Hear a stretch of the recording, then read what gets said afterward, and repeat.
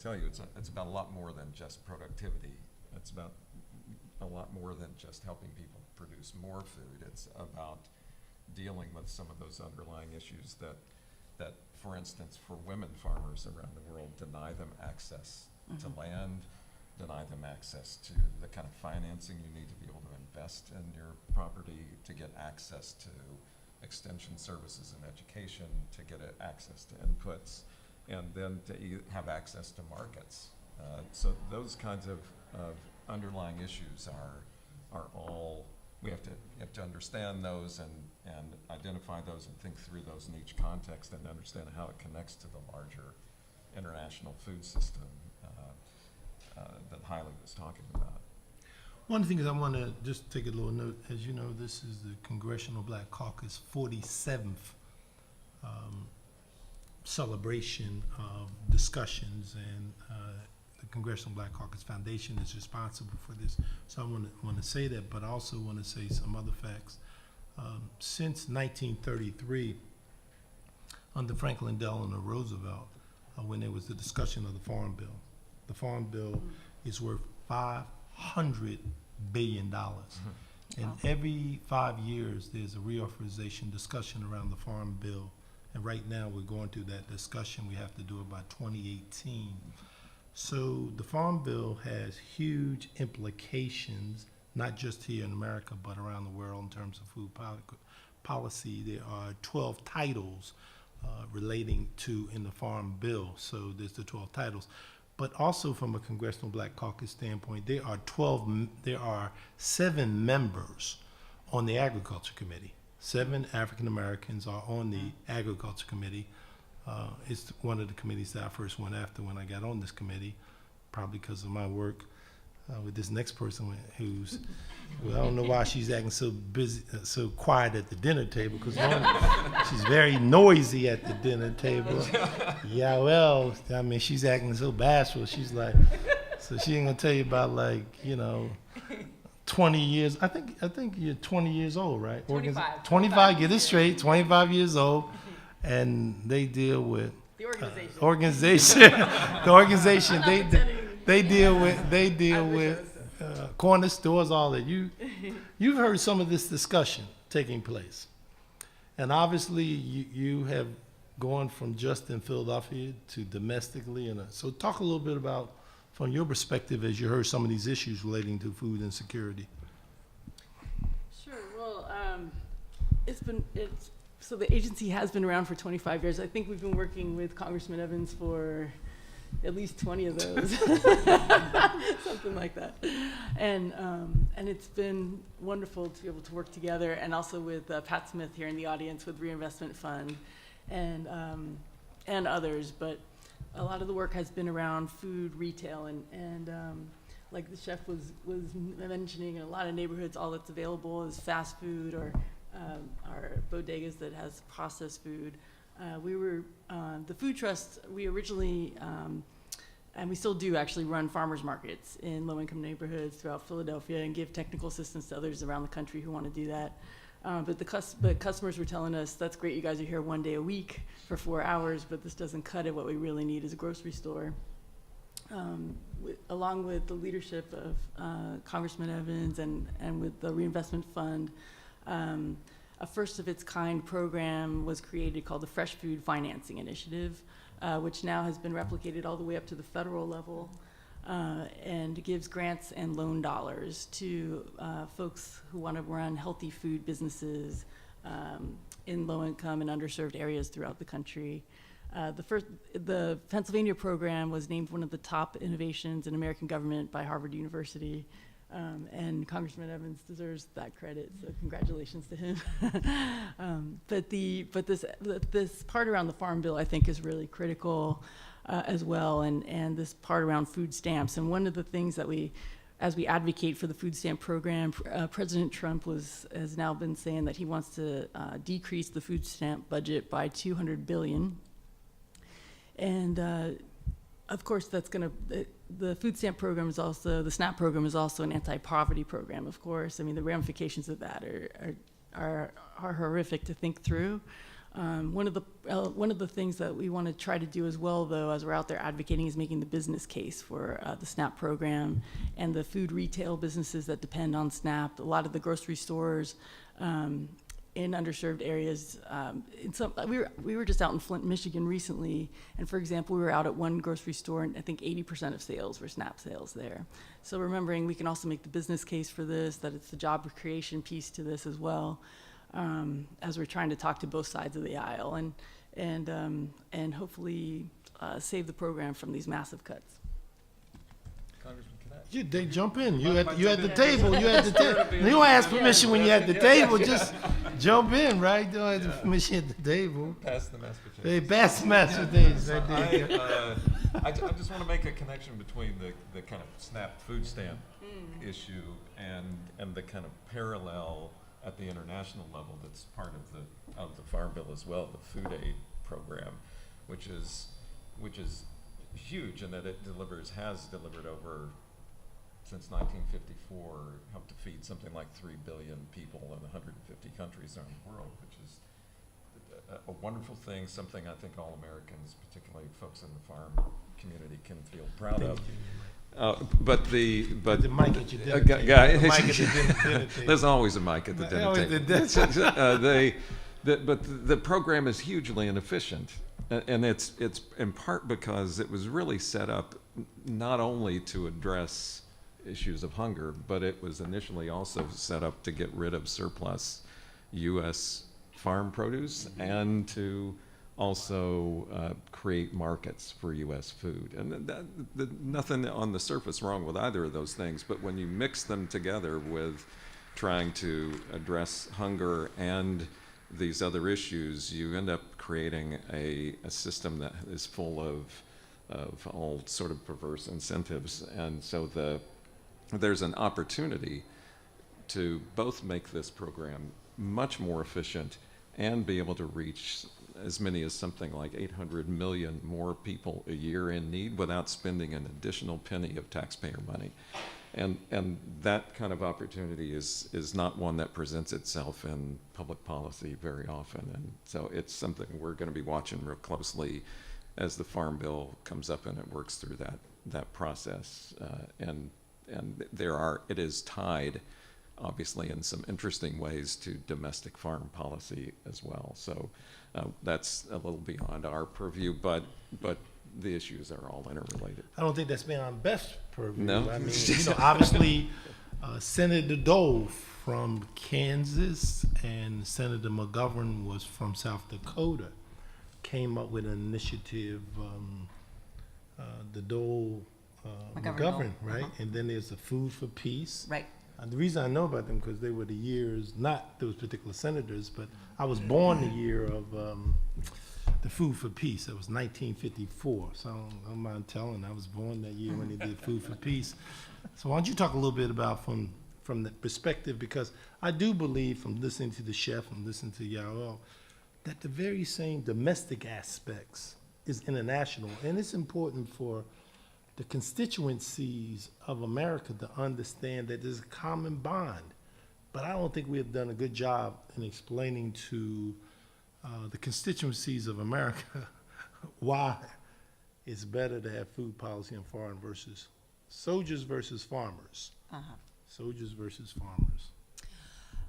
So there are lots of aspects to that question. First of all, Food for Peace is a different part of USAID that really implements the food aid program. They do the emergency food assistance, and there's a much smaller, what we call development food assistance, and they work at some of the root cause issues that longer term development that I've been talking about. A lot of what we do under Feed the Future is funded through the Global Food Security Act, which is another bill that provides a lot of overseas assistance to working on the long-term development solutions. But I did want to highlight one really important program that comes out of the Farm Bill that really highlights the expertise and generosity of American farmers and volunteers giving their expertise overseas. What it does is the Farmer to Farmer program helps equip people with knowledge, tools to be able to advance their agricultural practices, either farming, or livestock overseas. And just to give a couple of examples, there have been volunteers from every state, routinely volunteers from every state lend their time and their expertise to go overseas for short stints to really help farmers abroad. And again, these farmers are connected to often historically black colleges and universities. We have We have two of them in Pennsylvania. Uh-huh. We have Cheney University, which Right, was the okay. first, and then we have Lincoln, though it's not Lincoln, and then we have Penn State Right, too okay. in Pennsylvania. No, right? that, just, and another example, Trevor Hilton, for example, he's an ag extension agent from Florida A&M, and he worked with the university in Haiti, providing them technical expertise on horticulture, and basically provided these students with the technology, the expertise, and the skills they needed to go home and test their soils in their own farms. So of course they could plant the right inputs and get the right vegetables to get a much greater yield. And so this is one of many, many examples of this volunteer exchange program that I think not only connects us personally, but connects American expertise abroad. To one point, I'm sorry. So You gotta use the mic. Yeah, David, you had mentioned that the original purpose was also around surplus, around U.S. crops. Wasn't the Food for Peace program also tied to surplus crops at one point? Okay, so it sounds like it's a shift to more like technical assistance and for more self-sufficient communities. Well, I mean, the shift eventually, as those surpluses went away over the years, then the U.S. began actually buying U.S. produce to ship overseas, and so so that in the food aid program itself, to meet those primarily shorter-term needs, it also helps, frankly, to bolster the U.S. farm economy, and it's a form of price supports in some way. So that you know, anything that messes with that, those, you know, interests that are involved in keeping the program the way it is are, you know, is up for a struggle. Yeah, so one of the things, because Congressman, you mentioned the Farm Bill, and there's so many different things Yeah. in that bill that are important to all of us. So the HFFI program, which incentivizes supermarket development, SNAP, of course, and what that means for communities that really have large populations. Can you talk a little bit about Dwayne, because I just saw in the newspaper when we had that unfortunate situation in Texas that the Department of Ag accelerated the spending of the SNAP grants. I thought that was rather interesting that in that program in Texas, where we voted for $15 billion, but there was also a need to do something around the SNAP program. So you want to speak a little bit? I'm not familiar with the Texas spending. But we spent 15 billion, but I'm telling you, under the law, Okay. that basically what they did is use the food policy and the SNAP to make sure food was available for people. That's right, basically for what the, they. around disaster. Right, around disaster, Yeah, right, correct, around yeah. disaster. Yeah. That's sort of like when Yeah. Beth talks about, when Beth talks about emergency, Yep. Right, it's the the- same thing it's the same thing. domestically. Domestically, Beth and them may use different vocabulary from the international perspective, but it was the exact same thing that took place in Texas. Yeah, Right, that's yeah. When Beth talks about that. So the reason this is great at this table is because we have domestic and international, because I don't believe issues are done in silos.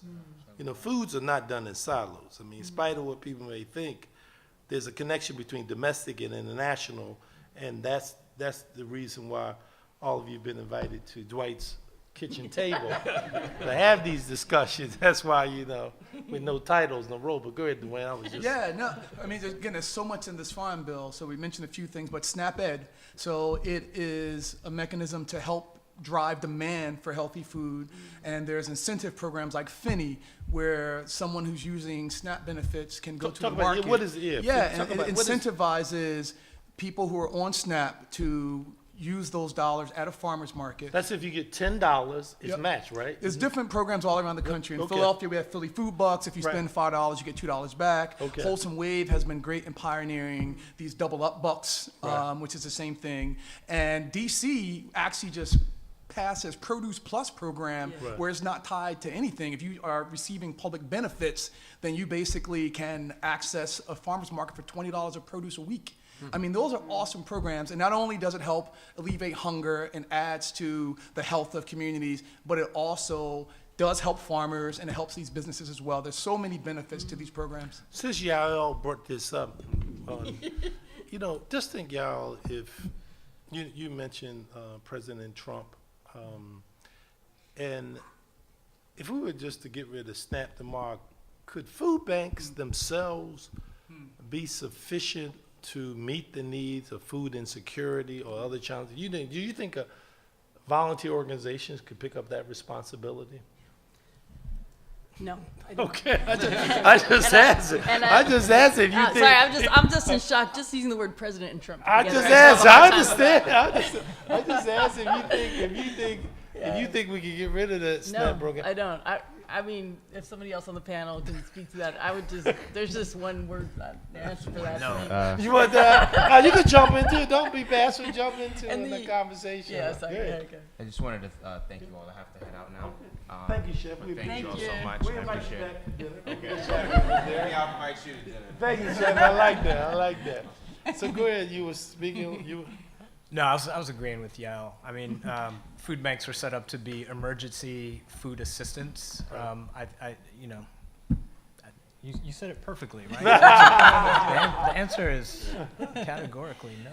And and you mentioned Texas. So at the Food Trust right now, we're working with folks in Houston specifically and working with a group called FRAC. And many folks here might be aware of them, but they're the folks that advocate for food stamps in the Farm Bill. And we're working in 3 different cities, Houston being one of them, on how originally the idea was how could we increase food stamp enrollment in those places. Now it's shifted to things like during times of disaster, how do you get emergency food stamps to folks? It's a completely different conversation. Now it's also shifted to if you're afraid that immigration is going to pick you up and deport you, how do we get food stamps to you when you're scared to even get in your car in the first place? But and that's also in Houston is a huge issue right now and in Texas. But yeah, emergency food, I've visited a lot of food banks across the country. I'm sure many of you guys have too. And it depends where you're at, but that's not going to sustain the selection that's there, and even right now, I keep talking about Houston because we've been in touch with the food bank folks there who are fantastic, but right now they can't get enough donations in to get out to folks, and so I don't know. I'll let other folks. I've been on the soapbox here.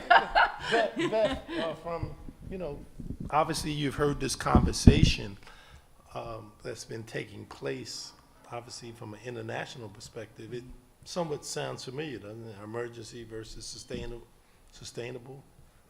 Absolutely. I think, there are emergency acute needs, and we need to make sure that we're able to meet those needs with the best available tools and options that we have.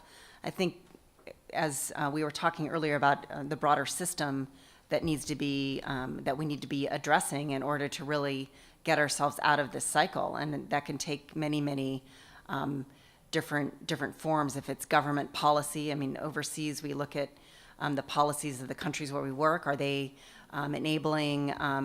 Do they have the right policies in place to really enable the private sector to come in and deliver food? Do they have the right sort of nutritional policies in place that really help get nutritious food out to people? Can you ask a question? I forget.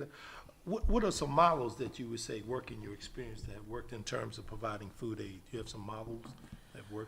I'm going to pass that over to David from CARE. Right. I mean, because we work mostly on the longer term development side, where we're looking at sort of, do we have the right policies in place? Do we have the right sort of ability to sort of de-risk private sector investment in the types of... Can you give an example? Can you specifically point out? Yeah, so I'll give an example of using partnerships in private sector. This is, we were talking about food waste earlier. Food waste overseas usually happens on the front end, and so after harvest, there's not good grain storage, so people put their grain sort of in the corner of their hut or sort of in some sort of grain silo that often with pests, you lose 30% or more of your harvest, and so that's just that's a crime in an area where you have people who don't have enough food to eat. And so looking at safe ways for farmers to store their crops. This is something where we worked with Purdue University to develop a hermetically sealed bag that's super cheap, that can be produced easily, and that the private sector can distribute to the far reaches of the world. One thing I want to tell you, Beth, is interesting. My staff and I was packing food just this week for AARP, and we put them in packets. We put lentil, vegetables, salt, others. We put them in packets, and I think for 4 minutes you could just pop them in. Those kind of packets you talking about, they were sealed. This is we call it a PICS bag, and it's basically it looks to me like a thin plastic bag, but it's well lined, and Right. and basically the bag you can have in some village, and you put the grain in it, and then you just close the top. It doesn't have to be sort of sealed through some sort of heat mechanism. And the key is that it's cheap, it's easy to produce, and there are now 4 companies that are producing it. And I travel quite a bit to very far remote villages, and I see this PICS bag everywhere, and that's game changing. If you can get away from, 30% loss after harvest, how much of a game changer is that financially, food security wise, everything for these families in really far flung areas? And it's the combination of a technical know-how and then the ability to get, sort of distribution systems. The governments in these areas are not going to be able to reach all of these farmers where you don't always have even, roads and the rest. And if you can get sort of a private sector distribution mechanism and something that's cheap enough, that's what's really going to take it to scale, which is what we're looking for. Dave, you had thoughts on that? Yeah, well, on the food aid side, I mean, it just parallel to some of the kind of examples you were talking about on the domestic side in terms of using the program to create incentives for people to have access to nutritious food. One of the kind of reforms that's been partially enacted in the global food aid system is to allow for greater flexibility. Right now, the model is the U.S. government buys U.S. grown food, ships it on U.S. flagged vessels to somewhere in another part of the world where there's a need. And sometimes that indeed it probably is the best thing to do. If markets aren't functioning locally or regionally, then yes, that's a good thing to do.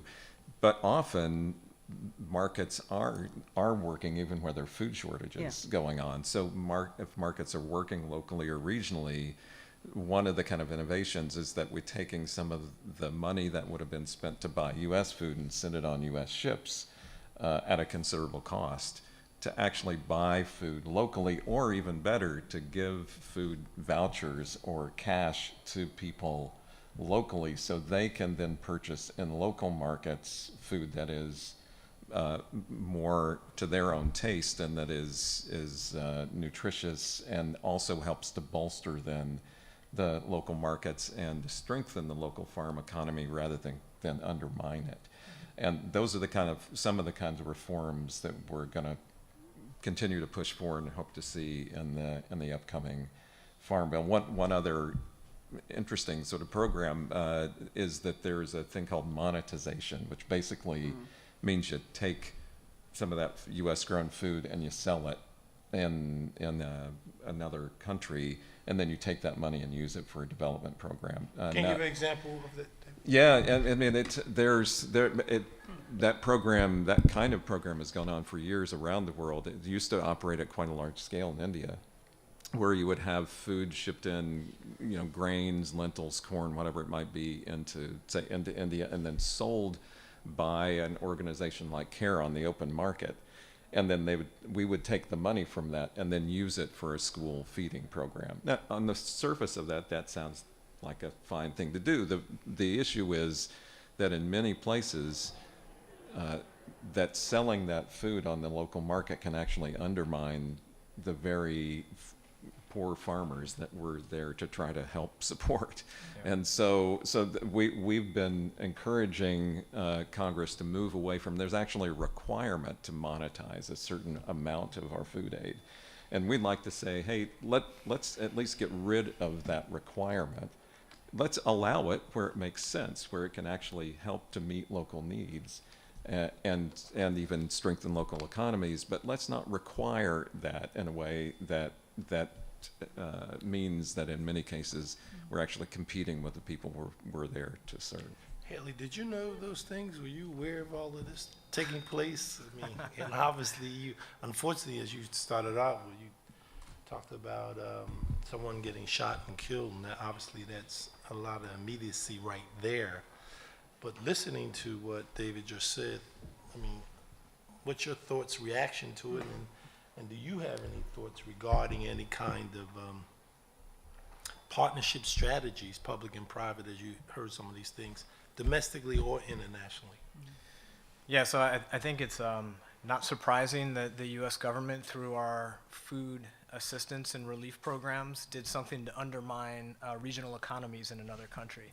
And it's unfortunate, but I mean, I see drastic inconsistency between our own domestic food policy and what should be our priorities as a nation, working toward the health and well-being of our own population, let alone foreign populations.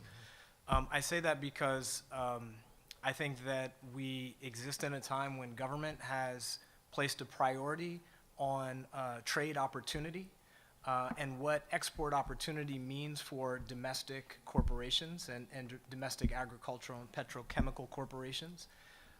And in our work focused on regional food systems and resiliency, we constantly see the stability of regional foods, of local farmers, of local economies undermined by global trade.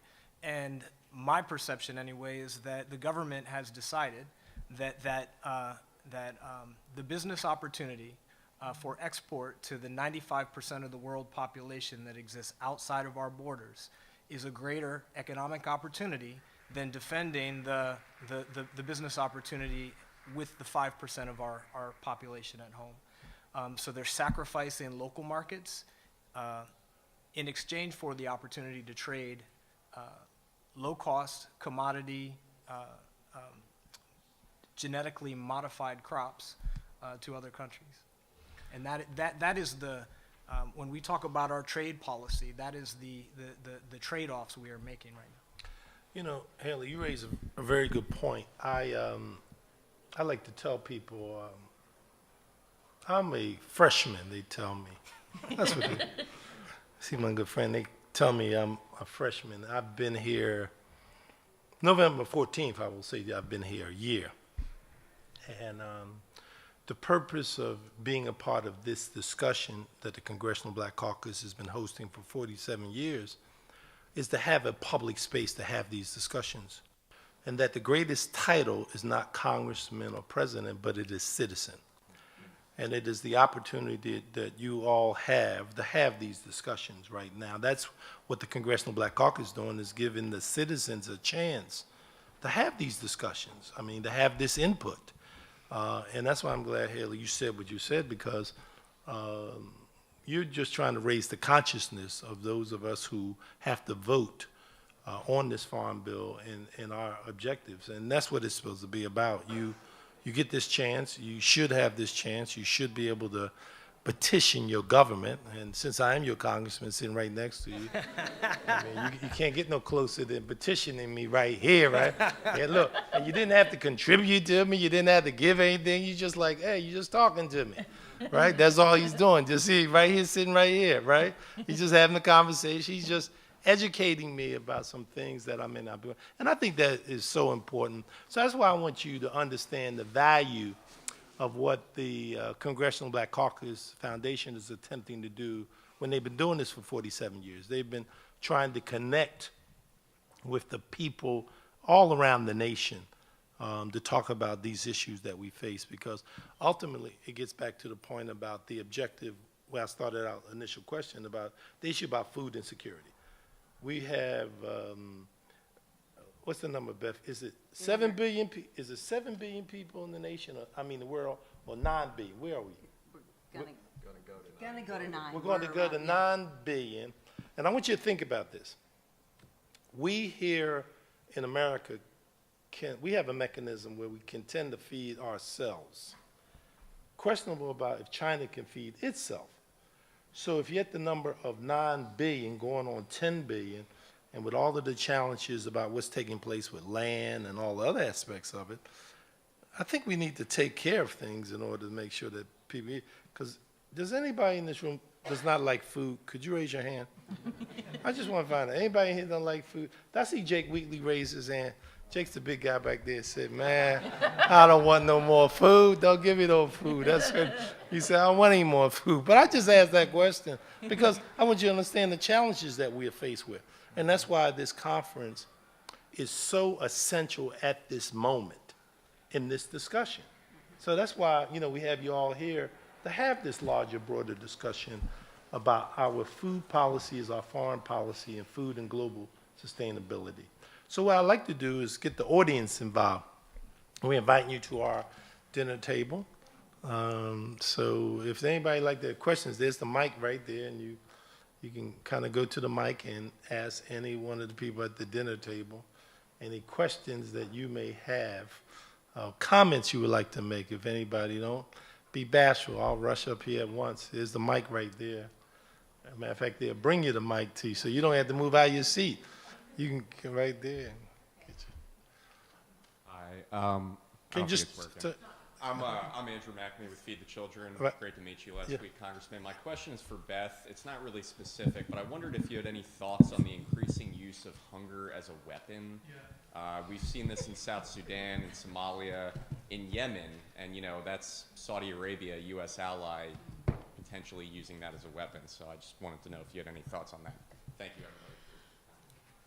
So yes, I do have thoughts. I think that the data show, experience shows that food security and conflict are related. And when you see increasing levels of hunger and food insecurity, you see conflicts erupt around the world. In 2008, when the global food price spikes happened, you saw numerous conflicts erupt around the world. And so right now you see Boko Haram, one of their key recruitment tactics is to really just to give small bits of cash to rural youths in order to join their movement. And these are people who don't have, or are in poverty and don't have food. And so I think that increasingly the U.S. has to realize that food security is national security, and that is important for our foreign policy going forward. I don't know, David, if you have Could you anything. repeat that last part? Repeat that again. Food policy is our what again? Food security is national security. Man, you mean, and see, Jake was in the Marines. I tried to explain to him how Yeah. having tomatoes and fruit and stuff meets, things he was doing, right? Yeah. Picking more farmers than picking more soldiers. I try to, Yeah. he's my good friend. I keep picking on him. I keep trying to just raise his bar. Good, anybody, other questions or comments that you may have? Pat Smith. Actually, I want to add another plank to food policy being both foreign policy, national policy, but also economic policy. And I thought, Haley, maybe you can talk a little bit about how Common Market is creating new markets for local farmers and connecting those farmers and the economic implications, as well as if someone can also talk about the fact that SNAP and the healthy food incentive programs are also really great economic drivers for local farmers and regional food systems. Yeah, thank you, Pat. That wasn't a planned question. Nah, I know, right? He was like, man. So I guess the piece that I didn't share, right? So Common Market, founded in the 2nd PA district in Pennsylvania, we've grown, right? So we're a 9-year-old organization. We have found success in our model. We have extended from Philadelphia to serve from Washington, D.C. to New York. So trading food and connecting farmers and communities all across the Mid-Atlantic. But we've also replicated our model to Atlanta, Georgia, and in the new year, launching in Houston, Texas as well, with plans to go to a number of other cities in the next few years. So, but fundamentally what we're doing, as Pat alluded to, is creating economic opportunity for farmers who have lacked access, who have been discriminated against, who have been disinvested for generations. And that I think has been on display in the Atlanta, Georgia metro, probably better than anywhere else, where there is, in the region, a concentration of African American landowners, multi-generational farmers, many of them, octogenarians who have struggled to to keep their land and mainly because they've lacked fair and transparent access to markets. People would not allow them to sell their food for a fair price just because their skin was brown. And for the first time, we are connecting these farmers into schools, hospitals, elder care, colleges and universities through institutional food service in a way that, and returning prices to them that actually allow them to grow their businesses. The USDA and the Federal Board of Governors, or I'm sorry, the Federal Reserve Board of Governors just released a study about the economic impacts of regional food systems and how all across our nation we're finding models where CDFIs, regional aggregators and distributors, small farmers, community development finance institutions like the Reinvestment Fund, are coming together to invest in the infrastructure to build systems that are fair and transparent for both community food access that hold equity as one of the core values, and create market access for farmers. And I think that, you know, when you talk about models that are replicable literally anywhere in the world, this is something that is coming back to life. This is the way food systems have been constructed throughout history. And they are, I think there's a resurgence and also completely applicable to developing nations as well. It's interesting that you say that because two of my colleagues right next door had a workshop on agriculture and wealth creation, owning and growing. Congresswoman Clark from, I'm gonna get this straight, Brooklyn, just New York, Brooklyn, and Congresswoman Stacey Platter from the Virgin Islands. And at one time they gave an interesting statistics. African Americans that owned 14% of the land relating to farming is now down to 1%. So to your point, where they just had a workshop right next door going on right now in the same district, so it's not an accident that we have the synergy of what's taking place here in this discussion. Speaking of talking about farming, the ranking chair of the Finance Committee from the Pennsylvania House and the leader of the, the Hunger Caucus. Representative Jake Wheatley from Pennsylvania. Thank you, Mr. Congressman. And since you put me on the spot, I thought it was appropriate for me to come and ask, at least ask a question. So you actually started to touch on what I wanted to ask about, and that is the black farmers here in America have, for long periods of time, tried to figure out how best to kind of come together and use their collective power to help not only themselves, but to kind of address some of the food insecurity that's going on, especially in black and brown communities. So how can, or what types of strategies or what types of policies can support not only their growth, their strengthening their process, but utilizing their network to kind of address the food insecurities that are impacting a lot of communities? I'm not sure who I should direct that to, but. Does anybody want to comment? I can say something about it on the international level.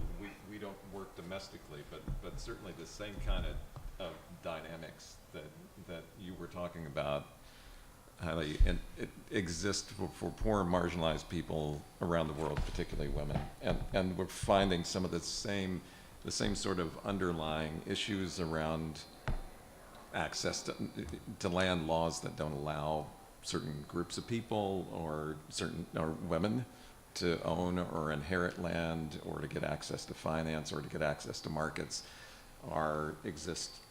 there's a very direct parallel between that and communities that are chronically poor and marginalized, and addressing those issues is the only real way to get at changing that in a sustainable way. And I didn't know about the work that you were talking about domestically. It was really fascinating to me to hear about the parallels there, and it seems like there ought to be more opportunity to learn for what's working domestically, internationally, and see more of that kind of cross-fertilization. Yeah, absolutely. And domestically, the organizations that I think have been on the forefront of this for generations have been the black co-ops, the Federation for Southern Cooperatives. And I think it's fascinating in our work. You know, the USDA very recently coined this term food hub, and have gotten a tremendous amount of attention and energy around the notion of the food hub, when, you know, farmers have been coming together, pooling their resources and acting cooperatively, you know, for a long time. Unfortunately, the same kind of resources haven't been available to black and brown farmers in the United States throughout history. I think there are increasingly opportunities for black co-ops to gain access to some of the resources offered by the USDA.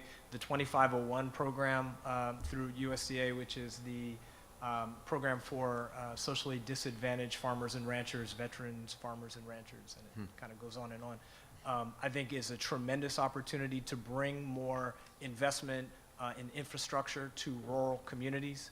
But I think ultimately where you have the most disinvested rural farming communities, the only path forward from my perspective is cooperation, shared use of resources and infrastructure, and then finding those fair and transparent opportunities for market access. I'd like to add, you want to speak on that, Dwayne, too? I want to add my 2 cents to it. Something said by my hero, no longer alive. Reverend Leon Sullivan wrote a book called Bill, Brother Bill, and he said, this is his quote,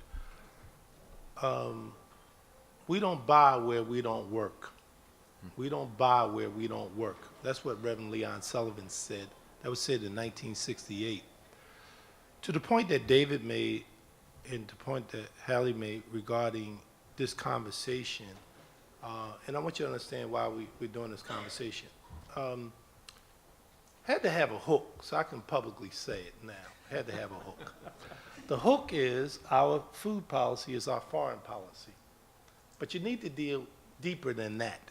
Our food policy is our foreign policy. It's like I was just up in New York speaking at a summit from people around the country and around the world. Matter of fact, I met a gentleman who's running for president of El Salvador.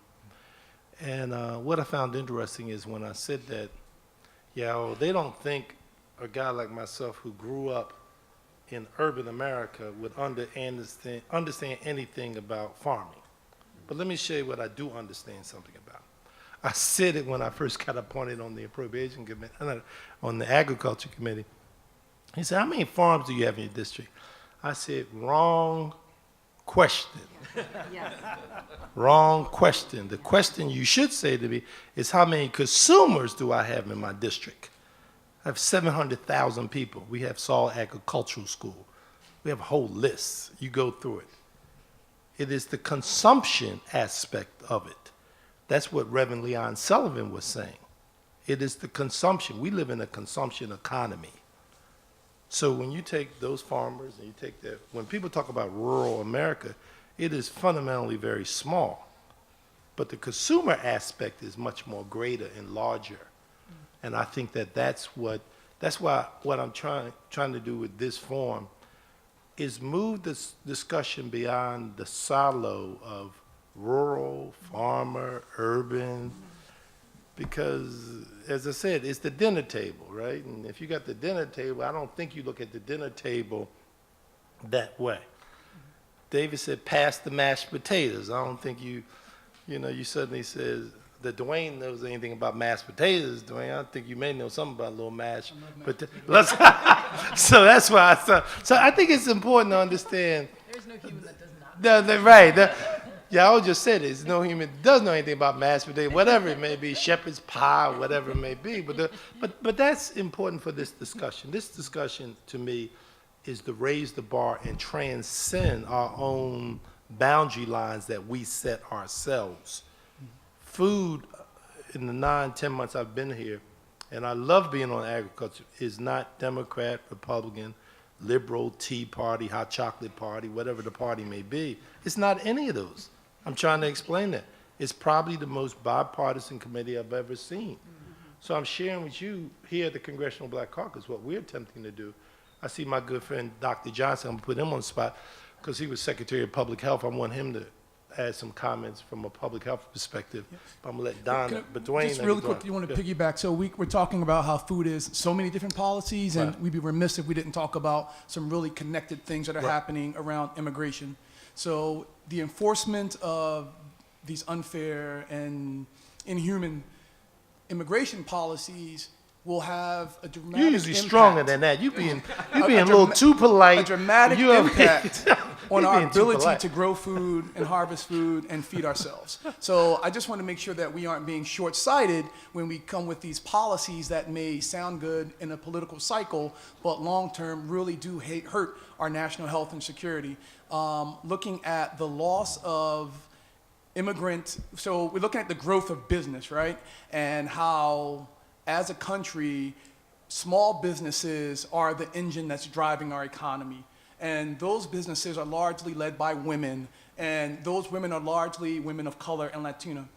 And their customers, their consumers are driven into the shadows. So not only do we see, our ability to have food, but also operate these businesses because their customer base has suddenly had to disappear. Talking about the environments, I'm in Pennsylvania, and fracking is a constant issue that we talk about, and the fragility of our farmland. And those are things we really have to consider. The notion of denying climate change, and we're talking about black farmers, right? So there's lots of supports that are going to try to enhance and support this demand for black farmers that's happening all around this country. People want organic, local, and grown by people that look like them, right? But the problem is that there's a fragility to all these systems, and if we're denying climate change and suffering from extremes in too much rain and not enough rain, and acid rain as a result of the fracking, which is a practice of spewing chemicals into the air, which then is a toxin to the farmland. So these things we just have to consider. There's so many bigger pictures, and all of these issues around and all these policies are so interconnected. And this dinner we table, suffer the most, right? this dinner So, table's from starting to get equitable- interesting. You like on the dessert time now. You really getting down to some dessert. You starting to make this dinner table like, man, Don't even talk about fair wages. We're y'all talking started about off snap slow. cuts, right? Y'all started off Just very one, like, slow and dull. So snap cuts, right? You started off slow. I'm happy you starting to get into the dinner just saying, table. right? I may invite you So- back with that. But can I do one thing? Yes, Can go I ahead. get Donna, then I'm coming to you. Donna Powell was standing there. Did you want, I'm gonna come right back to you. Right? I'm coming to you then go. Yes, Donna Powell. Hello, everybody. When we start talking about food policy, healthy food, my question is, are any of you or your organizations taking stands against GMO and the consumer's right to know if foods have been genetically altered, as well as the proper labeling on food? Because, if it says all natural, that doesn't necessarily mean what we think it should be. Thank you. Anybody have an answer to that? Yeah, I get off a little easy on this one because we don't operate within the U.S. context, but globally, we work with the governments of the countries where we work to ensure that folks do know whether or not the food that they're getting is genetically modified or not. We help them in terms of the abiding by those restrictions. There is a real issue for a lot of poor farmers in developing economies because of the issues related to the importation of GMOs and that sometimes their crops can get tainted by larger industrial farms where they are doing GMOs. It's the as is usually the case, it's the poorer, smaller farmers who get caught in the squeeze and all of that.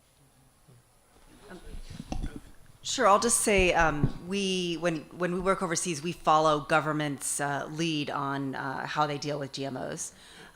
Just wanted to put out there an example of when a GMO product might be useful to a very poor farmer. For example, in Bangladesh, a lot of very poor farmers are making their living on horticulture. Horticulture can provide a lot of revenue. It can also provide safe, nutritious foods for families. For these farmers, let's say for eggplant, you have to, in order to keep the pests away to get a crop, you have to put pesticide on the 2 or 3 times a day. Bangladesh recently approved, with a lot of support from the U.S., on developing an eggplant that was pest resistant, that you only needed to put pests on it maybe once or twice during an entire cycle. So not only does that save the farmer a lot of money with the pesticide they're putting on 2 or 3 times a day, but also is much less harmful to their health when they only have to apply this pesticide a couple times throughout a crop cycle. So I appreciate the fact that the GMO issue is complicated, but just wanted to say there are times, I think, when governments support it, and again, when there's transparent use of GMOs, that can really benefit the health and financial status of some really, really poor people around the world. Hello, my name is Dr. Juanita Lewis. I'm from the State Department in the Office of Agricultural Policy, and we cover biotechnology internationally. So yes, that is actually, that is very true. And that's what we encourage, is the use of biotechnology. But my quick question was, you know, we're talking about access for Black and brown farmers, we're talking about land, we're talking about investment, but I wanted to ask about investing in technologies.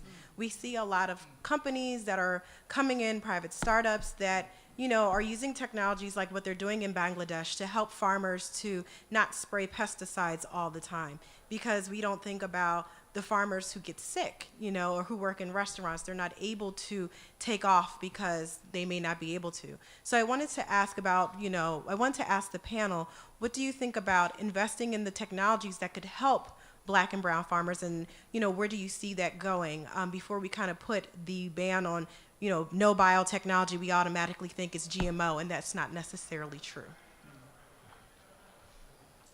I'm not going to take a farm question. I know, I could say something, but it would be not intelligent. So, so I think what, you know, I only know what I know, right?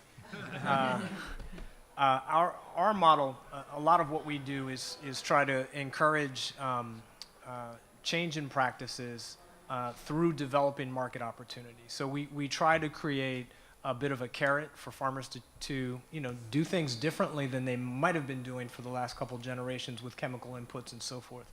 I think that some of the better technologies, as you defined, are actually the low-tech solutions within agriculture. So I think the biggest thing that I think has transformed the application of chemical pesticides in recent history is integrated pest management, right? Mm-hmm. It is like literally just the measurement of the incidence of pests across a space or across a field, measuring that, and then only applying, you know, sort of spot applying pesticides or herbicides in order to address the acute problem, as opposed to broadcast spraying that was, you know, more customary previously. So again, a relatively low-tech solution. You're talking about and more cost efficient for the farmer. Right, exactly, more cost efficient and accessible for different kinds of farmers. We work, you know, we're in Pennsylvania. We work with a lot of Amish and Mennonite farmers that don't use, I'm going to say, technology as many of us might think about it. Despite a recent New York Times article with the Amish with their cell phones, but right. Yeah, you get it. But you know, Say that proudly. I'm right, from Pennsylvania. That's right. But That's where you know, America started. it's literally, you know, you're talking about a trap, right? You know, it's like almost like a sticky trap that is measuring incidence of pests, and then, you know, it's low tech. So that's the kind of things that we work toward, and then demonstrating awareness within the marketplace, educating the consumer about what it means when they're consuming and making procurement decisions that impact our ecology, our economy, health and well-being in urban and rural places. Hey, Boss, have any comments on that? I'm very much to this in the same vein, that there are low-tech sort of interventions that address some of the same sorts of issues, and integrated pest management is very much one of the kinds of techniques that we've been working with farmers on around the world, and simple things like intercropping, and ways to keep the ground fertile, and different sorts of, actually, some fairly traditional farming methods that have grown. Sustainable Exactly, How about the use sustainable of bees? methodologies. Nobody talked about that. The use of bees? The Yeah, loss you of can't, bees? You can't grow food without No, bees. thank you. I just want, I didn't hear you throw that in there, a little use of bee management. I grew up in Philadelphia, but I don't understand about the use of bee management, that part of the dialogue. I know it's like, Sean, they look at me strange, like, they say, man, you know about bee management? Yes. These are good. So hi, my name is Isis Vera. I am the fellow with the Ag Committee, actually, so nice to meet you. That's good. Pleasure. Thank you. Pleasure. So you're talking about your dinner table and you're welcoming people, which is great. I really appreciate the fact that there's such huge variety here. But how do you incorporate more variety? Because let's be honest, usually when you look at agriculture, you look at older white gentlemen. And so my question is, like, how do you truly bring in this diversity into the dinner table when you're talking about agriculture? Because I feel like when you talk to younger people about agriculture, their eyes glaze over. Like when I tell people like, oh, I love ag, I want to work in ag, they're like, what? But if you tell them, I want to look at food security and food waste, they're like, oh, that's so important. And I'm like, that's agriculture.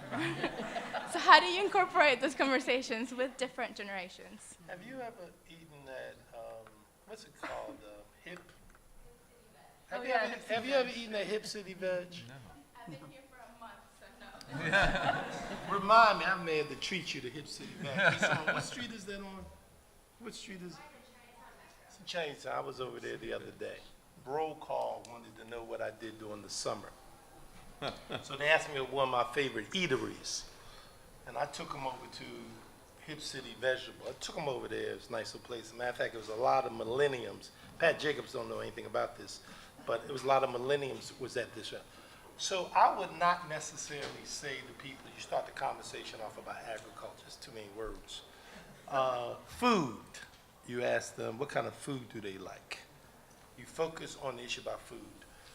Farm to table. When the person looks at a menu, it's a lot of things that go into what's on that menu. And a lot of times that's not exposed to people. So I think it's the vocabulary and the language that we use. And my sense is, I see most people get excited about food. So maybe Honey Grow or Ipsy or Legal Seafood or all those places that they have different audiences. I understand the question you are raising. And this is the first time I've been in Congress. Okay. I've just gotten here. That's not an excuse. This is the first time this kind of forum has occurred at the Congressional Black Caucus. Food policy is foreign policy. It's the first time ever. This is the first time no forum, nothing is covered like this, right? I don't think anybody had a dinner table this way. That's not a criticism. I want you to saying that's not a criticism. Because there's 49 members of Congressional Black Caucus. I think everybody does an excellent job. I want you to be very clear. All of these members do an excellent job. I think what I've brought to the table, I try to tell people, I describe myself as the Satchel Paige of the process. And when you describe yourself as a Satchel Paige, give a little historical perspective. Although Satchel Paige made it to the major leagues, he was a baseball player, you couldn't discount his league, his time in the Negro Baseball League. You couldn't take that away. Because Jackie Robinson would not have been in the pros if it wasn't because of the Negro Baseball League. And I think a lot of times, for those of us who sit in public policy positions, we have to do a better job to reach out to the constituency. I don't blame the constituency in what you're asking. It's legitimate. If they don't see people who look like them, who connect with them. So us putting this forum together was our attempt, and it's very reflective of trying to find a way. You know, we had a chef here a few minutes ago. We just, what's he from, Iron Chef? Someday, I got to depend Top on Chef. Top Chef. Yeah. I have to depend on, even though I watch the Food Network, I'm gonna let you know I do watch the Food Network, but I have to depend on them. So, you know, this is just the beginning, and we're getting there. Believe me, I heard your message. I heard you loud and clear. I think you want to do. Can okay, we you wanna say? can we build on that though? Yeah, go ahead, both of you Yeah, can build go on it. ahead. I was go ahead, going to Beth. take it to the international front, how we're working on that overseas. I mean, in Uganda, for example, the average Ugandan is 14 years old. A huge youth bulge, and the average age of a farmer is well over 50. And so, you know, there's a lot of discussion. Youth don't want to get involved in agriculture. What is that going to mean for the future of food security? Well, I think youth they don't want to be involved in, they don't want to do agriculture like their grandparents. They want to be involved in a different type of agriculture. And we worked with a group of youth in Uganda who formed a company called Aquarian. And what they did is they developed apps for smartphones, increasingly available, really leapfrogging over sort of the landlines in Africa. Apps that can help farmers in rural areas sort of develop profiles of what their soil type are, what their yields are, really just sort of all of the types of information you need to make smart decisions as farmers and develop an app. And so I met this woman farmer out in a very rural Uganda who's using this app to get the right types of inputs to her farm at the right place and help her get information on markets, but more importantly, it builds a profile that she can use to take to banks to access loans. She can use sort of this farmer profile as collateral to have a loan that she needs to get her inputs. And so what you're seeing is a win-win, really bringing that entrepreneurship, that ingenuity, that sort of creative hunger from the youth to farming that's helping farmers and really get a new generation in there. It's exciting. So, and I just want to bring things back to the Farm Bill a little bit, because there are so many programs that are supported by the Farm Bill that engage young people across the nation, but especially in Black and brown communities around food, right? So whether it be the community food projects or several of the other programs, the New and Beginning Farmers programs, funding that supports organizations like Food Corps, nutrition education in schools, the improvement of school food environments through farm to school programs. I mean, there are a tremendous number of programs that are supported by the Farm Bill that you know the current administration and Congress actually want to pull out. They think that these are not programs worth investing in anymore, and we have to recognize what they are and advocate for them, fight for them, in fact. And programmatically, there are lots of things happening at the community level. So I can cite, for instance, 4-H programs, right? But there's also plenty of farm to school programs. Organizations like Holly's is running a youth ag program where kids are growing food, selling them at farm stands as entrepreneurship. And part of this larger collective that we're running called Get Hype Philly, we're trying to make this be exciting and to get them excited about being healthy change agents. So it's like hip hop music and dancing and athletics, but agriculture is a big piece of that, and it's looked at this comprehensive kind of collective about being a whole person and a whole community. So there are plenty of examples out there just trying to grow this demand. Yes. Good afternoon, my name is Eric Baylor, representing SELF. So this panel has talked about food policy and how it touches on public policy, domestic policy, public health, national security. I'd imagine the interagency coordination surrounding that is pretty difficult. I was wondering if you could talk about sort of how you're dealing with those challenges and how you talk about those challenges and how you overcoming those challenges.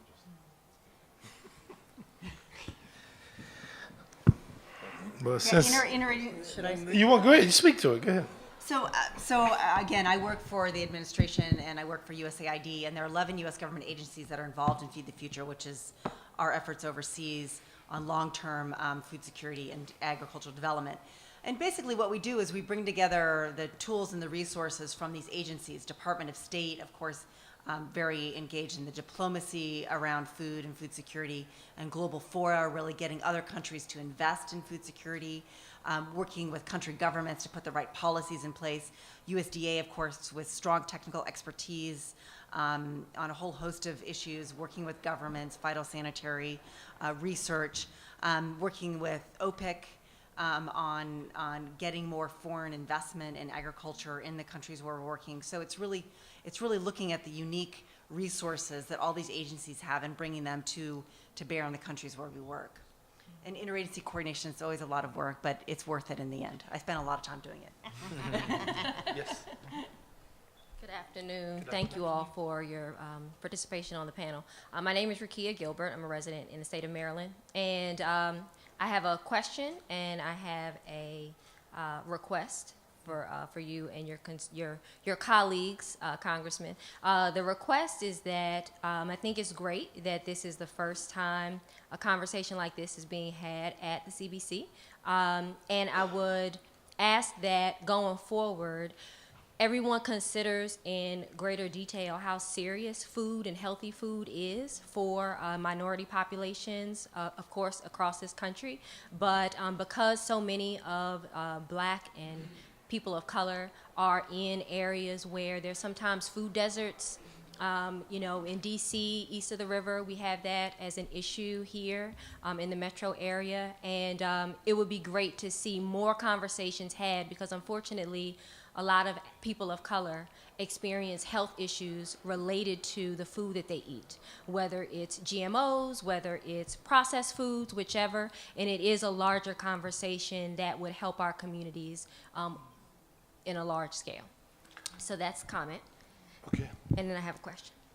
So the question is, I guess, for all of the panelists, I'm wondering, because industrial farming practices, you know, raising cattle is such a large impact globally to, you know, pollution, and it's such a huge environmental concern. I'm wondering what it is that each of your organizations, maybe all of you can't speak to it, but maybe a couple of you, if any of your organizations are making a conscious effort to try to advocate for diminishing industrial farming, because there's such a large push for, you know, electric cars and, you know, hybrids and things like that, but the impact that gas or, you know, gas-run cars is making on our environment is so small in relation to modern industrial animal raising. So, you know, I'd love to hear what you all are doing, if anything, to try to diminish that impact so that we can make a better global impact, especially around the world. Thank you. Well, I'll just say that you know, all of our work is with very small-scale farmers, and folks who are you know, who are farming plots of an acre or less, and so for they aren't participating in that large scale industrial farming, and we work in the countries where we work to encourage a kind of dialogue around public policy in terms of ag policy about if and how larger scale farming should fit into the planning for countries to be able to feed themselves and participate in the global economy, and to do that in a way that's sustainable. And we also work a lot, we're very concerned about the impact of climate change, particularly on poor farmers. I mean, you know, poor people tend to live in the places that are most marginal, right? And those are the places that are most impacted by changes in climate. And so we work a lot with poor farmers to help them adapt to the changing environmental situation, and to be able to continue to be able to produce food and to be resilient to the kind of shocks that sometimes come from changing weather patterns, but then also to do their own farming in a way that is sustainable and environmentally friendly, so they aren't.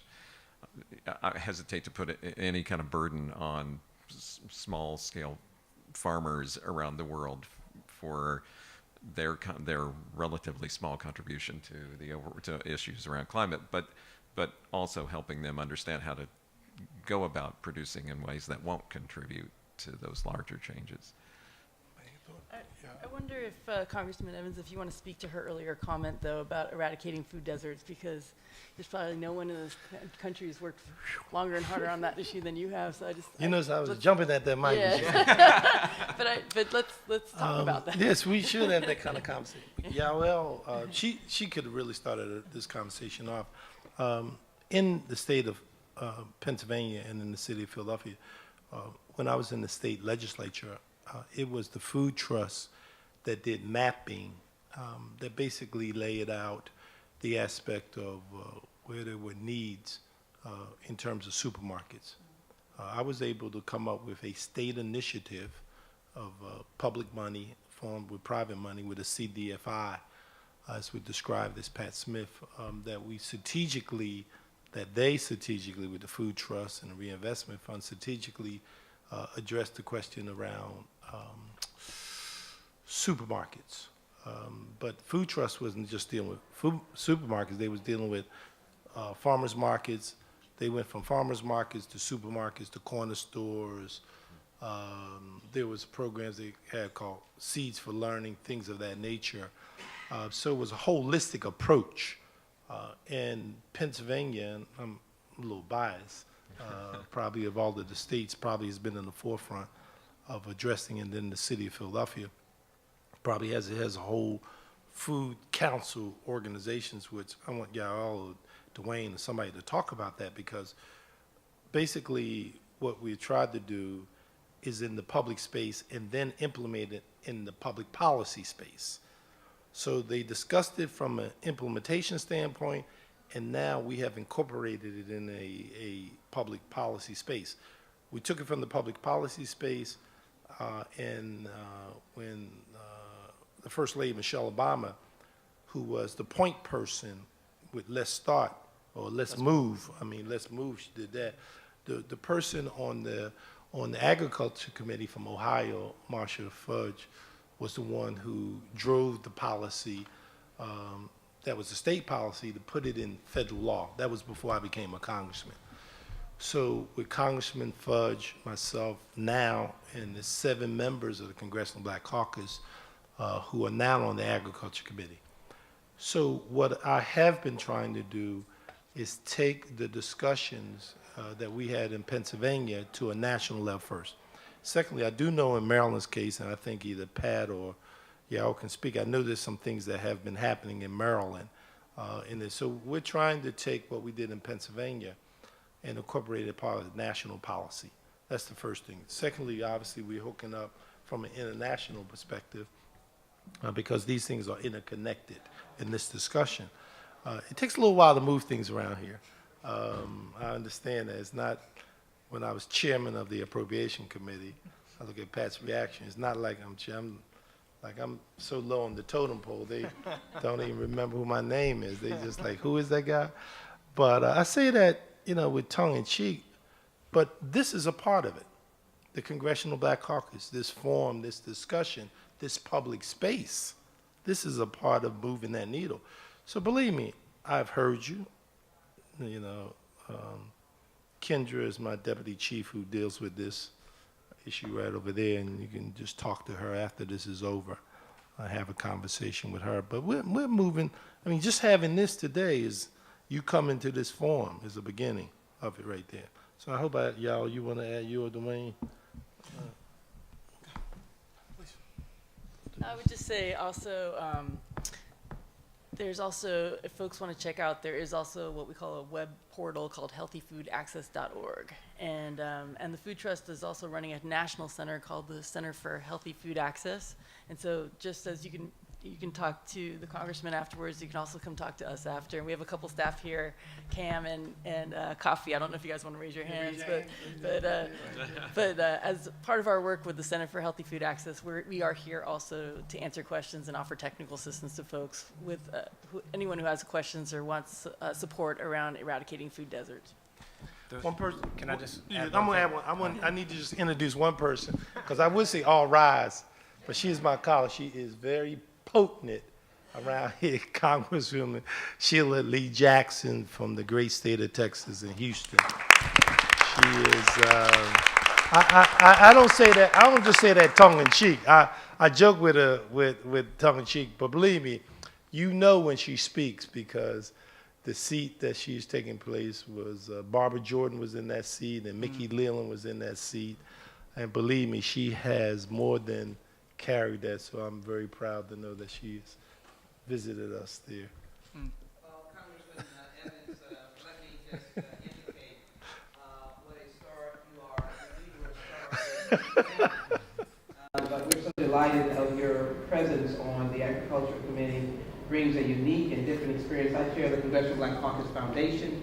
I didn't want the day to end without coming and thanking Congressman Evans, because he has jumped feet first into almost every aspect of the work that we're doing in the United States Congress, on the committees, working with the healthcare reform, and clearly working on what I can only just smile at and say to make sure that some of us who are in a certain political arena, are in charge in the weeks, in the months to come, to make a difference in the lives of Americans. So I'm just very grateful. Just a moment, you are here because of the Congressional Black Caucus Foundation, and it was given birth to by the Congressional Black Caucus, the predecessors, the early predecessors of Congressman Evans' district were very much a part of that. We train the 21st century leadership. So when we're here with all these wonderful sessions and we have receptions and sponsors, please know that we like to enjoy ourselves, but we're here for serious business, and with the media to understand that we're here working, and we're hoping that we give you tools to work with. So I'm delighted of you just getting right in here and being such an asset and a friend, not only to the caucus of which you're a member, but to the foundation and all that it does. My last point is, John McCain is voting no. Yes.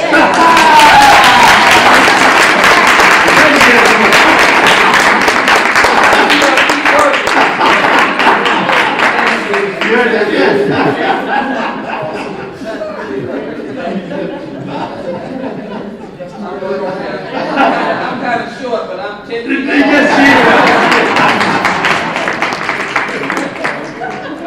Congressman, you're going to have to introduce us because with your permission, we're going to be expanding our organization to Houston in the coming year. So Yes, you need to, yes, seriously. Yes, that's a must. Yeah. You'll be right. Yeah. Yes. Excellent. You got, it's on me, I know that responsibility. Thank you. Okay. That's You right. got it. That's right. Loud and clear. The one thing I just wanted to add back to your point, and I think the importance of fostering these conversations around food quality, the impacts on public health within our communities is paramount. And it's long been my belief that some of the best spaces to have these conversations are within faith communities. Nobody sees the impacts of disease disparity, early demise of public health. Nobody sees this more closely than I think pastors and faith leaders. These are where funerals are held. People know how people are passing and why, and the maladies that they suffered from. And so I think for this good food movement to be fostered within faith communities is actually going to make it much stronger. And one more piece to that. So, everyone's talking about the health disparity. The closer you live to a supermarket, the more likely you are to eat more fruits and vegetables and have better health. So there's lots of data to support all of that. We have new things happening, the question around technology, right? So now we see food delivery as this growing trend, and Amazon is taking over, and that's excellent. Every community deserves access to healthy food, as well as everything else, fair wages and access to medical care. But when supermarkets don't come, and we have these great programs now, they're incentivizing them. It doesn't happen in every community, but where there's corner stores and farmers markets, et cetera, but where there's going to be this void filled by this delivery service, we have to make sure that the digital divide is still something that we can make more equitable as well. So too many black and brown people and poor people around this country don't have access even to technology and the internet. So food delivery is great, but it's not going to solve all our problems. Again, that's all this interconnectedness around policies. Dr. Johnson, you went to former Secretary of Public Health in the Commonwealth of Pennsylvania. I've known him a long time, and he certainly can speak about health, food, all those things connected. Dr. Johnson. Well, thank you, Congressman Evans, and like Representative Wheatley, since you called me out, I felt obligated to come to the microphone as well. And fortunately, I got to stand back there long enough that the question I was going to bring, as with any expert panel of this quality and caliber, got answered already. And so the segue was even led up to and just kind of ended with an explanation point right there about the kind of public health connect. So I'll just make a quick comment. Talking about my experience and beginning understanding of this issue of food insecurity and issues around both farming, agriculture, and food delivery and access. And that is, I'm a pediatrician by training, and so I started out in my training in Philadelphia at Children's Hospital seeing young infants in clinic and in emergency rooms with poor nutrition because their mothers in utero did not have access to healthy foods. And so then I left there, went on to New York City and began to work in public health in New York City Health Department. And I saw young children, preschool and school age, who were going to, in the mornings, and stopping by bodegas, corner stores, for their breakfast, and getting things that often were packaged in containers and cartons that looked like little fruits, whether it's apples, whether it's oranges, whether it's lemons, that contain no fruit whatsoever. Only water and sugar, and more sugar than water in most cases. And so then I came back to Philadelphia, had the opportunity then to working in North Philadelphia as one area as a practicing pediatrician, saw the absence of legitimate and supermarkets to provide fresh food, fresh vegetables and fruits to the community. This was prior to the efforts that Representative Evans made that brought supermarkets to that area, those food deserts, and that was my first understanding of food deserts, and seeing also the connection between economic development and what could happen when supermarkets are brought to areas where you've been told for many years supermarkets could not be sustained because the population would not use them, would not keep them up and treat them well. And I'll tell you, in Philadelphia, in areas of Philadelphia where Representative Evans, Congressman Evans, he's my state representative for so long, Congressman Evans helped facilitate the location. So some of the best stores in the city are located in those areas now, and they survive. They survive, and so it helps people survive. And so let me move on quickly and wrap up to the point where I moved to the state health department, then begin to see a broader perspective and begin to see maternal and child health issues and mothers who were, again, malnourished because they didn't have access to food, and then were delivering those babies that I saw earlier in my career. So you see how it comes full circle. And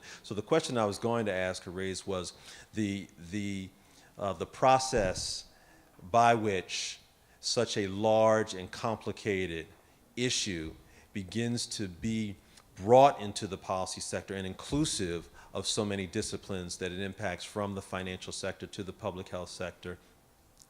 But you all already answered that, and so I will just end by saying thank you for continuing to make this, to raise this as an issue. Thank you for the work that you do, and I've seen some of you do this because I also am a Pennsylvanian, and see the work that you've done, the impact that it's had, and that is what it takes to change that cycle of not just poverty and lack of access, but overall public health and in preventive health, so that the chronic diseases that are experienced from early on in life, that with poor management and poor access to food and nutrition, shorten lifespans, we can end that. We can change that cycle, and that's what's happening right now. So I want to thank you all and Congressman Evans for this kind of panel.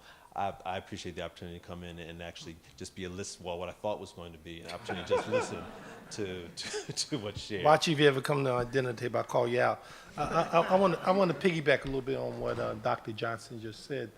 I thought one of the best persons that basically brought all this together, and I keep trying to focus a great deal, was the First Lady of the United States, Michelle Obama. I don't think I've ever seen a person use the platform the way she did. As a matter of fact, she kicked it off in Philadelphia, and a lot of us were part of it. I share with what Dr. Johnson said, that in spite of some people feeling somewhat weary about will things change, part of what the Congressional Black Caucus is trying to do is to be that beacon of hope and to focus. Having this session is to attempt to bring people together.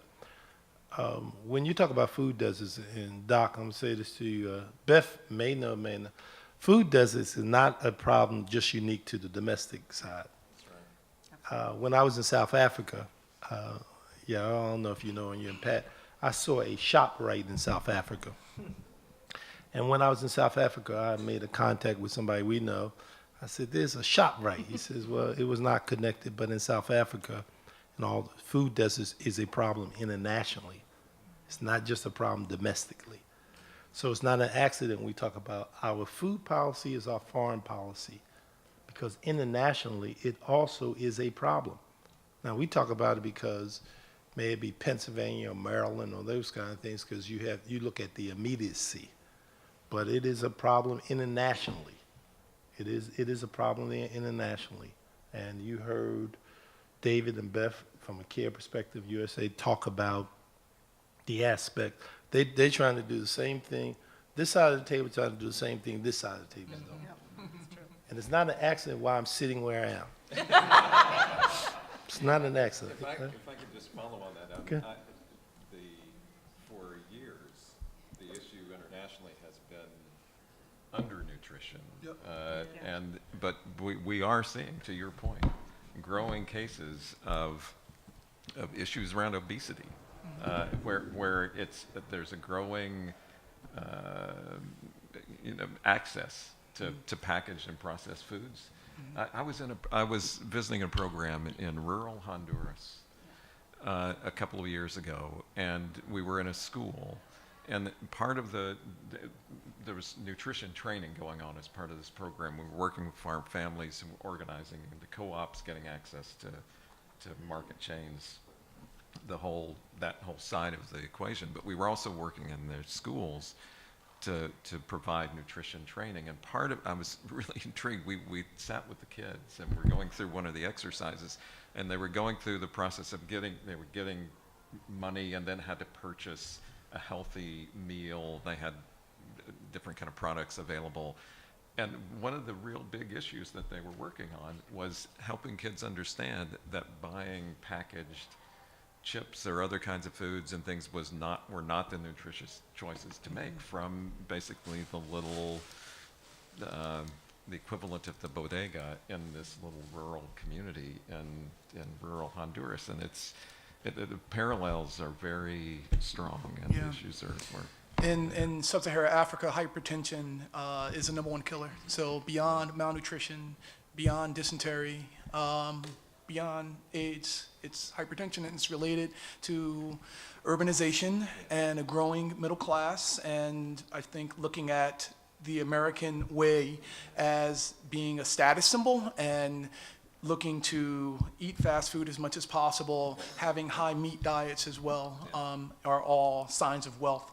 And it's interesting here, even for immigrants who come to this country, there is, the longer you've been here, the more likely you are to suffer from obesity. So the Americanization is really problematic to that point. Let me say thank you for coming to my house. Thank you for having dinner with me, and thank you for having all the other people who are here.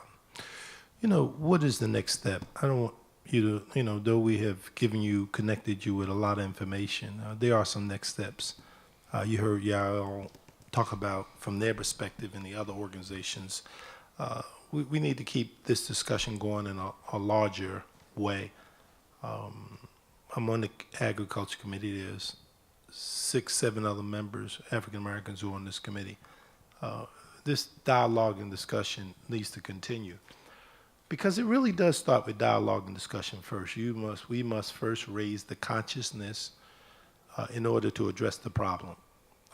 Because some people will not necessarily view it as a problem. And I wonder how many people knew that food is an international problem. I mean, people talk domestically, but how many people knew that is also an international challenge? There's a lot of work we have to do. So I share with you, in respect to the Congressional Black Caucus, all 49 members, all of who are excellent and all try to do a good job and try to represent this country in a very positive way. The one thing you want to remember, and I'm going to tell you, if I had your little Constitution book with you, it's right under the preamble.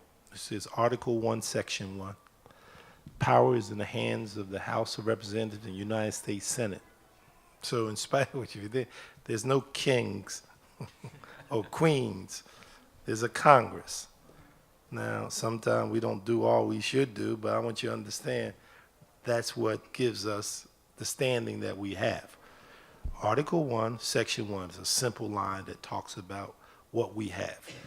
But we can't do it alone. We got to do it in partnerships. So again, I want to thank all my dinner guests for coming here today. And I especially want to thank the audience. Thank you very much. Thank you.